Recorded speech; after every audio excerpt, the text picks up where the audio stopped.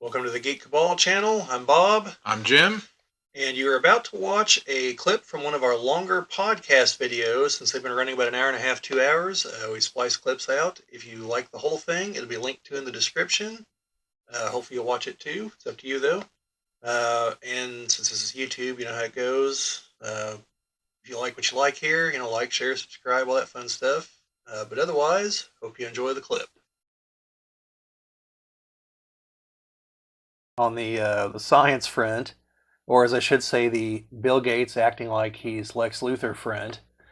Apparently, we've abandoned the idea of just blocking out the sun. Maybe, I don't know. Maybe this is in conjunction with that. That's absolute insanity. If that's ever attempted, not that I promote violence or anything, but people should do whatever they can to stop that rocket from launching, because you shouldn't let a billionaire jackass control whether the sunlight hits the Earth. Same thing if they try to like seed some kind of I don't know, it's sulfur something, sulfur dioxide, I think, from volcanic eruptions. They're like, oh well, we don't know what it'll do. I'll tell you exactly what it'll do. It'll create sulfuric acid, you jackass. Like it's stupid. Blocking out the sun. Like it's the dumbest damn thing I've ever heard. Now, there is, because we were talking about um, where our civilization is at in the stellar themes, and I can't remember what the name of it is, but there The is Kardashev scale. yes, because there is one point where we would harvest the sun for all of its energy, Yeah. building something like a Dyson sphere or any of those things. And if they blocked out the sun that way, well, first of all, that's an amazing amount of material to be able to encapsulate the sun into. Yeah. I think the more reasonable thing would be to build like some sort of array. Yeah, yeah. If you build an array out in space, assuming we have the technology to do it, to collect solar energy and then do something like in SimCity 2000 and beam it down to the surface somehow. Sure, because it's not going to be between the Earth and the Sun. Yeah. It's going to be like a little bit to the right or to the left. Which is the other problem, is the object would have to be gigantic because it can't be too far away from the Earth. Although the farther it is, the smaller it has to be. But it needs to be in a gravitationally stable point like one of the Lagrange points. But apparently, because I watched a follow-up video to this whole thing, apparently there's such a thing as solar pressure, which I'm assuming is the solar winds. They would begin moving it off course in very short order, apparently. So it's also an unworkable dumb idea. So just But with the solar winds, though, we could have ourselves a Geonosian glider that we could fly through space. yeah. Yeah, it should have taken Count Dooku like 8,000 years to reach Coruscant with that thing, but Anyway, or Ben Sisko, because I think he used one at one point, didn't he, in Deep Space Nine? Probably.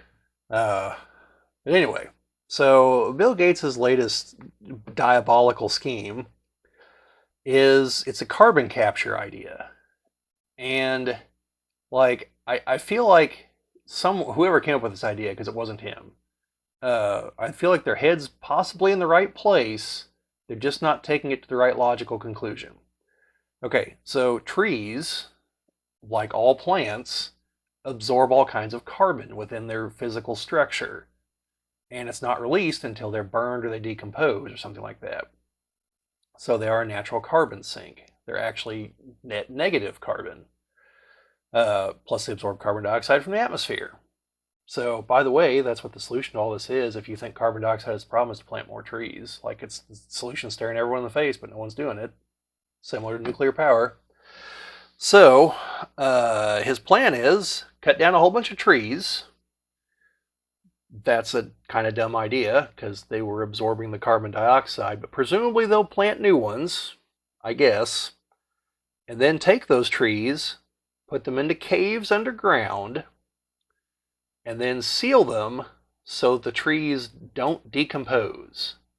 Thus, permanently, as permanent as anything man can build, locking them underground and the carbon is permanently out of the system.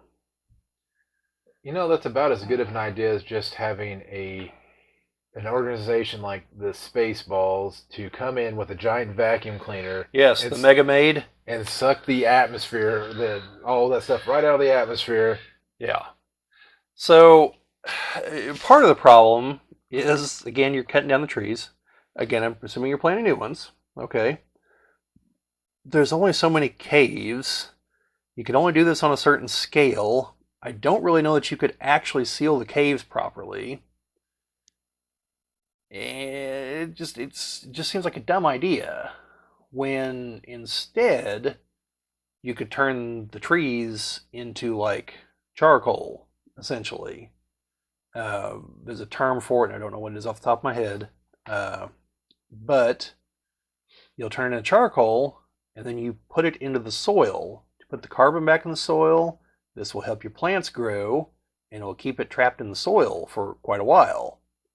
And you just like rinse and repeat. So you go from let's just lock it up forever, which is kind of like the nuclear waste plan, or let's actually use it, create a product you can sell because it's not a chemical fertilizer, but it'll help your soil as long as your soil meets certain conditions. I've done a little kind of reading on this. Apparently, if your soil is very alkaline, you don't want to do this. But the point being, you create a product you can actually sell, you're removing carbon, you're increasing plant production, which will also help decrease carbon dioxide because they use it for food.